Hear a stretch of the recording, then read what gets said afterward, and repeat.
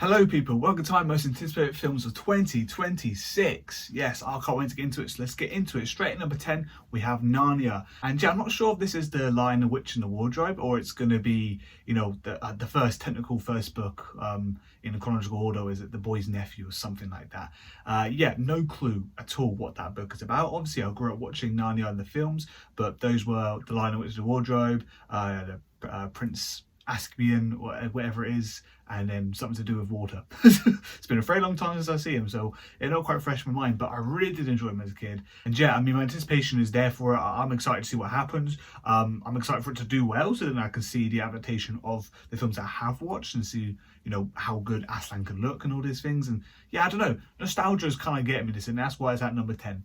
So next up at number 9 is Scary Movie 6. I mean, another one I sort of grew up watching. It's, I don't know, when I was a kid and teenager, I used to think this was peak comedy. Reflecting on it now, not so much. It's a good giggle nowadays. I don't know if that's nostalgia, basically. That was funny back then. Or is it the case of I've actually enjoyed these films, what they are, and, last year seen A Naked Gun. That's a parody film. And Scary Movie, all they are is just parody films, throwing jokes at films. I mean, they're not even horror films. There were some things where I think it was like referencing Kill Bill and stuff like that, where it would just poke fun at other films while doing a horror element being the main thing that they poke fun at. But yeah, no, it's a good laugh. And I think it's been such a long time since we had the last one. So the material there that they can use and poke fun at is there, and it's in abundance. So if this film does well, there could be a seventh, who knows. But yeah, I'm anticipating for it. I'm a bit shaky if it will do well or not. I'm not sure how the jokes will land or not, and for me.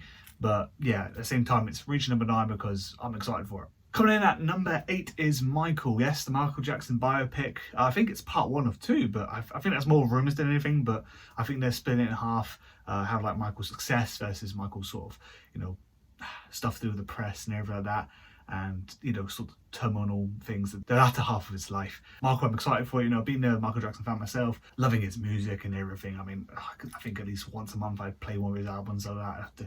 I mean, Thriller, got countless classics by him through the decades, and yeah, this day and age, everyone knows who Michael Jackson is. Even if you were born last 5 years or so, you know who he is. For that alone, just being such a mega star, I'm anticipating it because I just want to see what it's like. And also, you get a bit more detail and stuff. I don't know, sort of relive, and I don't know, music. His music just being in the cinema, in the theatre, it's just going to hit good. It's going to be good, and that's let alone going to be worth the ticket. Now at number 7 is Coyote versus ACME. I mean, I'm a Looney Tunes fan. I love Looney Tunes, man. Yeah, I'm a 26-year-old man, love Looney Tunes. Whenever I see it on, I'm like, yeah, sure, I'll watch it like 5-10 minutes of it. It's great. But Coyote and the Roadrunner series thing that went on, that was a good laugh. It was good fun. But yeah, no, it's been so long since we had a Looney Tunes film in general. I think the last one that I truly liked and enjoyed was Back in Action, or Back to Action. Grew up on that one, loved it. Used to always put it on in DVD. But Coyote vs AMC, I'm excited for it because it was shelved at Warner Brothers, and I think someone bought it off them, and thankfully it's now reaching UK cinema. I mean, it was one point it was only going to be in America or certain states or whatever. It was going to be such a small domestic release, but now thank God the UK is going to get it, and I'm just excited to see it because it was shelved. I thought we're never going to see it again. I just can't wait. I can't wait to see what it's going to be like. Next up at number 6 is the drama. I mean, it's the cast more than anything for this film that's making me excited.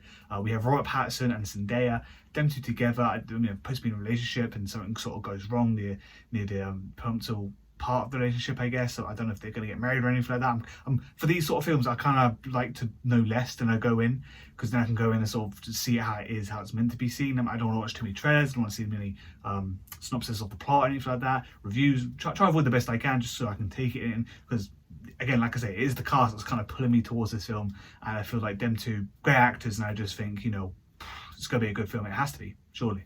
At number 5, we have Digger. Now, I didn't know about this film until I watched other people's videos, and I was like, oh, great, Digger, all right. Tom Cruise being in a comedy setting. I haven't seen that. I don't think ever. I don't think I've seen Tom Cruise do any comedy. I've seen him do some drama stuff. I've obviously seen him do the action things with Mission Impossible and other films. But a comedy is unheard of for me. I don't think I've ever seen one. If you do know one, let me know, and I'll check it out. But no, Digger, it's such a... I know nothing. I know nothing apart from the poster. And the poster looks cool. And I think, Tom Cruise in a comedy, I want to check it out. I want to see that. And I want to see how the hell it's done. So, yeah, that's why it's number 5. Now, number 4, something that you probably won't predict. Good luck, have fun, don't die. That's the name of the film, by the way, not a sentence I just randomly said. Yeah, this is Gore Verbinski. He's, I don't know what to say, the favourite director of mine. but he is one of them because Paul Verbinski did the Pirates of the Caribbean films, he did The Ring, he did Rango, yeah, just so many classics in the past, and The Cure for Wellness too. I mean, back in college I did a presentation of like, I don't know, something to do with filming. I can't quite remember what it was for, but yeah, I picked him as my favourite director, and I sort of spoke about him and everything. And since then, I was kind of just ride or die with him, really. I was like, yeah, everyone comes out, I'm going to watch. And to be fair, he's got nothing that makes me go, oh, this was a disappointment. I've loved every film he's done. It's great. I mean, it does speak volumes that I don't think he was that guy. I think he decided not to direct Pirates of the Caribbean 4 and 5. I think he was like, no, I'm just going to do a trilogy and that'd be it. And I mean, it's test of time. Everyone keeps saying Pirates of the Caribbean 1, 2, and 3 are the best. Everything outside that's kind of like, I don't know, they're enjoyable, I guess, but are not as good as the trilogy. So, and the plot of the film is, I think, it's a guy come back from the future, trying to stop AI and everything, being so relevant and all that stuff.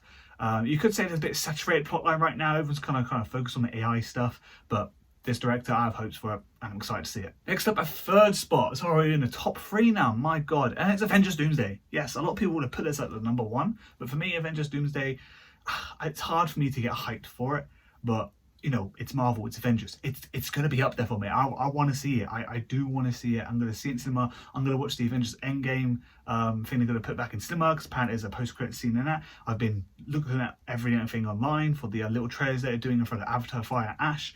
I'm getting hyped for it, but there is a bit of me is like, okay, this film is too big. Like, I've never seen anything at this level with this many characters. I mean, the biggest thing was probably Avengers Endgame and Infinity War. Them two together was probably the biggest thing. But Avengers Doomsday has all the X-Men characters. I don't know exactly if every single one's going to be it from like the 90s and early 2000s. Possibly Blade again, like Deadpool Wolverine type stuff. Yeah, just so much stuff. And I've heard the runtime is nearly 4 hours. So yeah, it's going to be, I don't know if I'm going to get bored or I'm going to be like, just like, oh my god, absolute cinema. I can't believe it. I don't know. But I'm excited on this and see how it goes. Oh, I mean, it's in the top 3, so that speaks volumes for itself. And at second place is another Marvel film, Spider-Man Brand New Day. Yeah, I mean, Spider-Man fan my whole life. I mean, every film that came out, just loved it. I remember going to see Spider-Man 3 in the cinema with my dad and sister, and yeah, it was good times, man.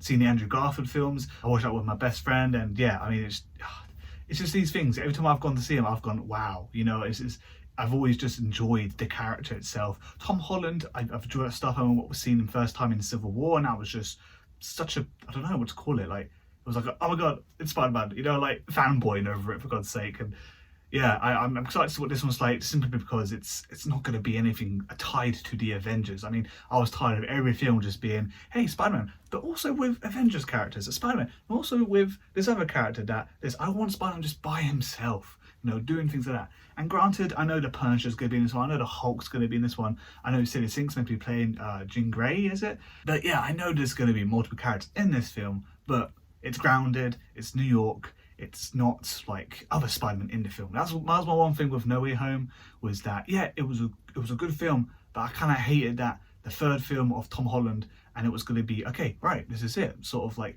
nothing big, no Iron Man's not going to be there, you know, nothing, like he's matured a bit more and everything. I thought we'd see him sort of be how this film is going to be. But no, in the end it was kind of like, oh, here's another 2 mentors that sort of guide him through and everything. Here's some loss for him. But yeah, now we're actually probably going to get, like the Insomniac games, he's going to be by himself paying rent. So it's just that sort of thing. I want to see Spider-Man by himself. I think this is going to be the closest we're going to get with Tom Holland. So I'm excited for it. And yeah, I mean, I love Spider-Man. Now at number 1, it is The Odyssey. I mean, I feel like everyone's going to have this in their top 3, if not number 1, exactly the same as me.